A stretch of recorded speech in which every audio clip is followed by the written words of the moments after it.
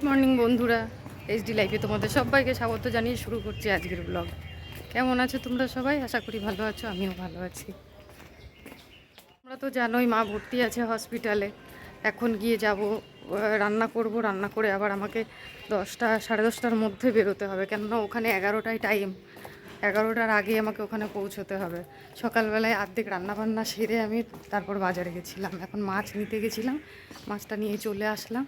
এখন গিয়ে মাছটা রান্না করব, তারপর যাব। তো চলো সারাদিন সঙ্গে থেকে দেখতে থেকো কী করি না করি। বাজার থেকে মাছটা নিয়ে চলে এসেছি, দেখো এই যে ইলিশ মাছ এনেছি। তো তাড়াহুড়ো করে মাছ কেনা, জানি না মাছটা কেমন হবে। মাছটা এখন বাড়িতে নিয়ে এসে দেখছি একটু নরম নরমই আছে। তো কী করব বলো, এখন আর সময় নেই এরকম যে আবার যাব গিয়ে পাল্টিয়ে নিয়ে আসব। তো চলো রান্নাটা করে ফেলি। তো বন্ধুরা দেখো, মাছগুলো আমি ভেজে আগে তুলে নিয়েছি। আর এই দেখো কচুটা, আমি তোমাদের বললাম না যে আমি অর্ধেক রান্না করে রেখে এসেছি। তো কচুটা আমি সেদ্ধ করে রেখে গেছিলাম। আর মোচা কাটা ছিল, মোচাটা কালকে রাতে আমি অর্ধেক কেটে রেখেছিলাম, আর অর্ধেকটা সকালবেলায় কেটে তারপর আমি সেদ্ধ করে রেখে তবে কিন্তু বাজারে গেছিলাম। তো দেখো এখানে কচু দিয়ে মাছের ঝোল হবে। আর আমি একটু জিরে ফোড়ন দিয়ে কচুটা দিয়ে দিয়েছিলাম। আর বাটাবাটির কিছু ঝামেলা করিনি, সব আমি গুঁড়ো মশলা দিয়ে রান্না করছি। আর এখানে দেখো কাঁচা লঙ্কাটাও আমি চিড়ে দিয়ে দিয়েছি, কেননা সময় নেই, শর্ট টাইমে রান্না। তো সেই জন্য এইভাবেই রান্নাটা করছি। তো তোমরা দেখতেই পেলে এর মধ্যে আমি একটু জিরের গুঁড়ো দিয়ে দিলাম, আর একটু লঙ্কার গুঁড়ো দিলাম কালারের জন্য। সব কিছু একসাথে এবার একটু কষিয়ে নিয়ে তারপরে এর মধ্যে আমি জল দেবো। ততক্ষণে দেখো আমি মোচাটা সেদ্ধ করে রেখেছি, তোমাদের দেখাই। এই দেখো মোচাটা আমি সকালবেলায় সেদ্ধ করে রেখে দিয়ে তারপর বাজারে গেছিলাম। আর এদিকে দেখো চিংড়ি মাছ। এই চিংড়ি মাছটা আগের দিন আমি এনেছিলাম, তো সেই দিনকে একটু রান্না করেছিলাম আর একটু রেখে দিয়েছিলাম। সেদিনও কচু দিয়েই চিংড়ি মাছ রান্না করেছিলাম। আর আজকে চিংড়ি মাছটা দিয়ে আমি মোচা রান্না করব। এদিকে দেখো মাছের ঝোলটার মধ্যে আমি জল দিয়ে দিলাম। আর কচুটা যেহেতু আগে সেদ্ধ করে নিয়েছিলাম, আজ সেদ্ধ হয়েই আছে, তো সেই জন্য এমন জল দিলাম যাতে কচুটা পুরোপুরি সেদ্ধও হয়ে যায় আর একটু ঝোলও থাকে। ওদিকে মাছের ঝোলটা হতে হতে দেখো আমি চিংড়ি মাছগুলো বেছে নিচ্ছি। চিংড়ি মাছ কটা খুব একটা বেশি নেই, অল্পই মাছ, তোমরা দেখলেই তো বেশিক্ষণ লাগবে না। আমি এইটুকুনি এখনই বেছে নেব, নিয়ে তারপর দেখো সকালবেলায় তোমাদের বললাম যে আমি অর্ধেক রান্না করে রেখে গেছিলাম। তো অর্ধেক রান্নার মধ্যে আমি কিন্তু সকালে ভাত করে যাইনি। সকালবেলায় যে মোচাটা আমার অর্ধেকটা ছাড়ানো ছিল সেইটুকু বাকিটুকু কেটেছি। তারপর মানকচুটা কেটে আগে প্রেসারে সেদ্ধ করে নিয়েছি, নিয়ে ওইটা ঢেলে তার মধ্যে আবার মোচাটা সেদ্ধ বসিয়ে দিয়েছিলাম। আর মোচা সেদ্ধ হতে হতে আমি বাজারে যাওয়ার জন্য রেডি হয়ে নিয়েছিলাম। গ্যাসটা অফ করেই আমি বাজারে চলে গেছিলাম। তো যাই হোক বন্ধুরা, যেহেতু অনেক চাপ ছিল আর রান্নাবান্নারও অনেক ঝামেলা ছিল, তো সকাল থেকে উঠেই কিন্তু আমাকে ছুটোছুটি করে বেড়াতে হচ্ছে।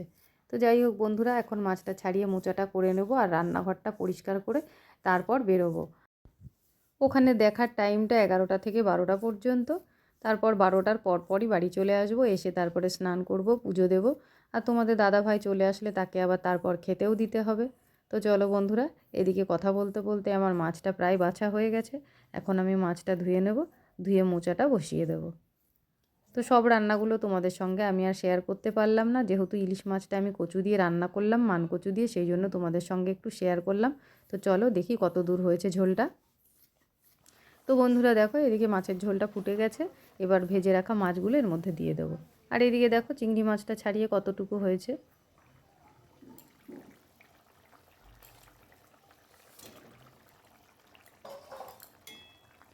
তো এই ঝোলটা কিন্তু আমি আর ভাই দুজনে খাবো, সেই জন্য খুব একটা বেশি ঝোল করিনি। কচু দিয়ে মাছের ঝোল তো সবাই খায় না, তো সেই জন্য আমি দুজনের মতন রান্না করলাম।